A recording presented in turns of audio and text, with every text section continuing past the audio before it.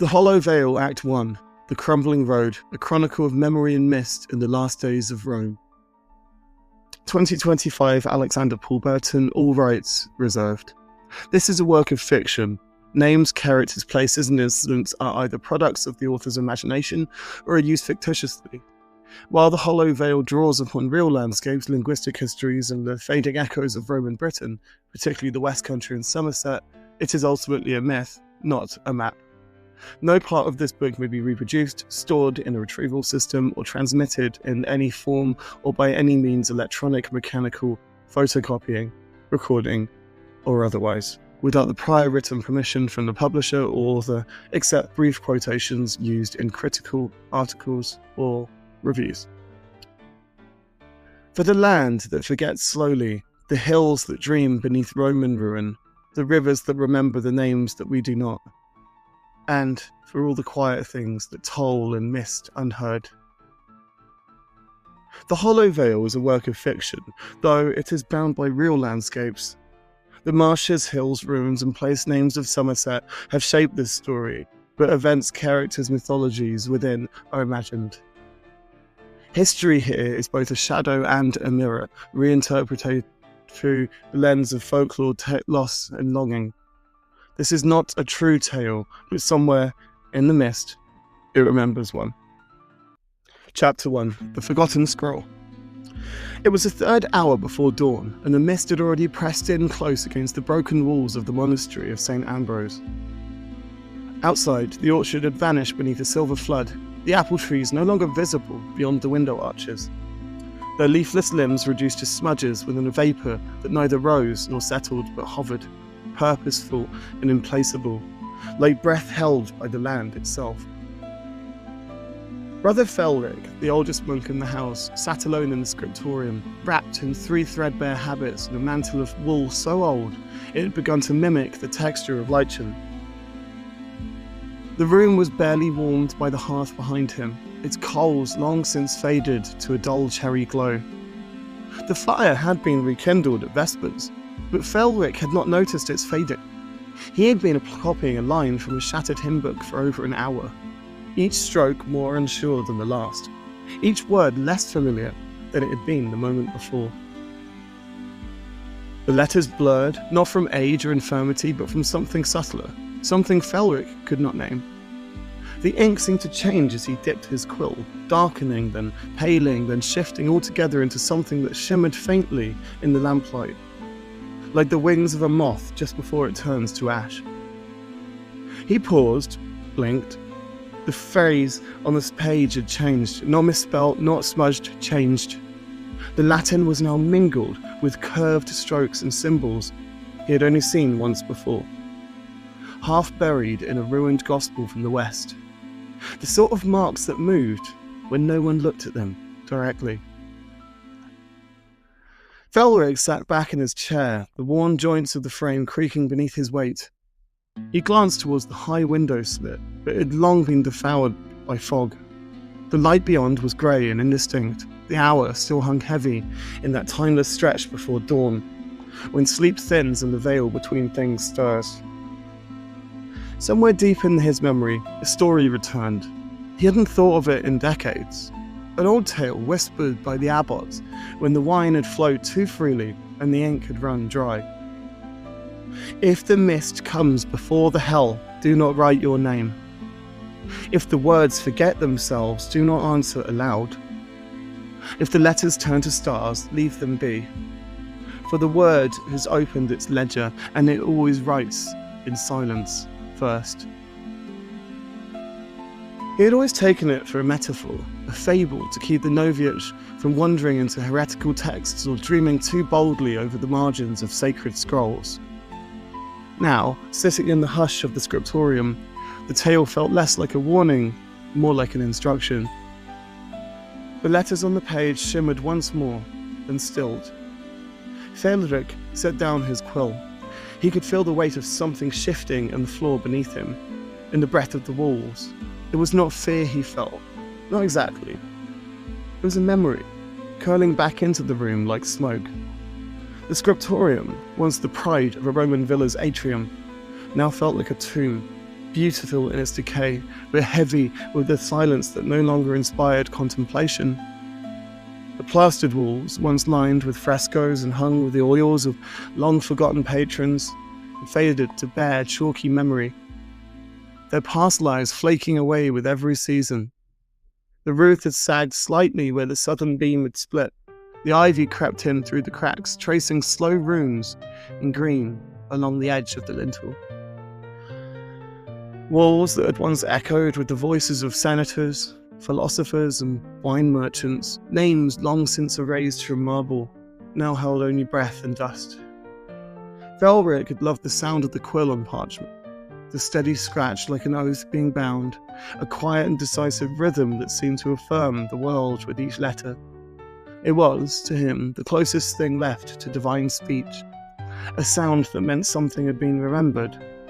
On most nights it brought him comfort, a sense of continuity in a world slipping between faiths and crowns. But tonight even that sound felt muted, as though the ink itself had lost interest in being written, or the walls had grown tired of witnessing what passed for truth. He leaned back from his desk, his bones creaking louder than the chair beneath him, and rubbed his eyes with fingers long stained by iron gall. The candle before him burned steadily, but the flame was narrow, too still, and too pointed. Then, just as he exhaled, it flickered. Not from a draught. The windows were long since shuttered, and the air still, but in rhythm, a subtle spreading hesitation, as though the flame had become to count something in a language older than numbers. He paused, eyes narrowing. For a moment he thought he had heard sound in the distance, something slow and deep. Perhaps a toll or a chime too low for the ear but heavy enough for the marrow. He tilted his head and held his breath, listening past the hearth, past the walls to the bones of the building itself, but there was no sound. Nothing but the rasp of his own breath and the echo of the ink dying on the page. Still, he felt it. A rhythm. Pattern. Not something you could trace or explain, but something familiar. Nonetheless, it was not heard, not truly, but remembered. A pattern pressed into him not by experience, but by the stone beneath his feet. The kind of rhythm that older monks spoke of in parables, murmured beside graves, never written down. The kind of rhythm that might have come from a bell, or from what waited beneath it. Earlier that week, Brother Caelwyn, the abbey's novice and its most enthusiastic would-be renovator, had begun prying up old floor stones in the eastern corridor. He had some theory about a lost subcrypt or buried baptistry. Felric had scolded him at the time, but had done so with the tired smile of a man who had already seen it a dozen, as such obsessions fade into the season. Yet it was from one of these upheaved stones that Felric had retrieved the scroll now resting beside his lamp, a thing not catalogued in the abbey's index, not recognised in any scriptural ledger, not even known to the elder monks who claimed, with wavering pride, to have memorised every inch of the abbey's library. The scroll was strange for the first moment. It had not been wrapped in linen, but in something finer, more pale, like parchment, but slightly translucent. Textured more like cured skin than any vellum he had ever handled. Its binding thread was metal, and not iron or copper or bronze, star metal perhaps, the sort of thing Roman poets once wrote about and never meant literally. It gleamed faintly blue even in the lamplight, and felt almost warm to the touch, like a coin just taken from a purse carried close to the heart. He had cut the thread carefully, reverently as one might unbind a relic. No sooner had he opened the scroll than he saw the writing flicker. At first, it was Latin, well-formed, tightly structured, the hand of someone who had studied the Roman order of scriptoria. Yet, even as he leaned close, the letters began to move. Not physically, but perceptually, as though his eyes no longer agreed with themselves. Letters twisted into half-formed runes, shapes he knew from dream or ruin, but not from any earthly alphabet.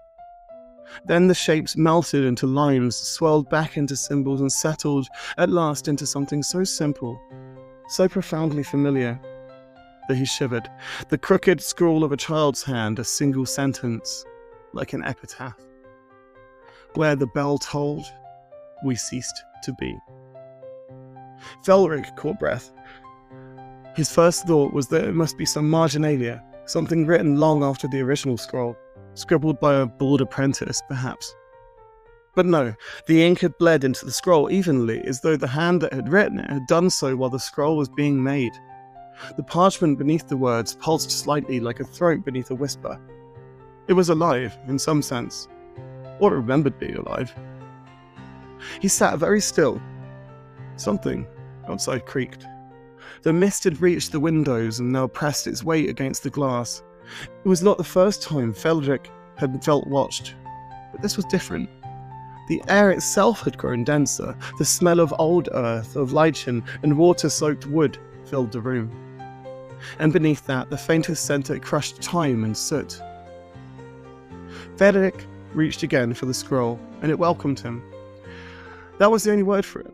The text beneath the opening line had rearranged itself again, curling into legible lines, not of Latin, but of something that moved like Latin, felt older, more elemental. Dream logic. The scroll had been waiting to read, but only by him. So he began to copy it. He wrote slowly at first, each word deliberate, though many were unfamiliar. His hand knew how to write them even when his mind did not understand. Then faster. Lines flowed, sentences merged not from translation but from memory. He heard a woman's voice, not in the room but in the rhythm of his quilt, singing a lullaby he had never heard before but knew the end of. He saw a girl with ash-braided hair. He saw a man whose eyes were pale as rain on stone. He saw a forest that wept, a forge that sang, a river that flowed backward, and a bell, always the bell, tolling once beneath. It all like a heart. Hours passed. The candle burned to its root and flickered out. Felric did not notice. The scriptorium, that cold and familiar place, had changed around him. It had become something else, not a dream, not a vision, but a memory, a place remembered into being. He could feel the walls of time bending, not snapping, but curving. He felt both ancient and unborn. He was copying a story that had not yet happened, or had happened a long time ago, would never happened at all. When Brother Caelwyn entered at matins, the sky was white with fog and the scriptorium was cold as the crypt. Felric sat hunched at the desk, his hands still curled around the stylus long since gone dry. The scroll lay open before him, and on it, a name shimmered briefly before vanishing like breath on glass. Felric whispered that name one final time. It passed his lips like a prayer, and then, like so many names of the old world, it was gone, forgotten. Not through carelessness, but through sacrifice. He would not remember what he had written, but the scroll would. Below the stone floor, far beneath the monastery's orchard, something stirred, and far away, in a land no longer marked on any map, the first bell tolled.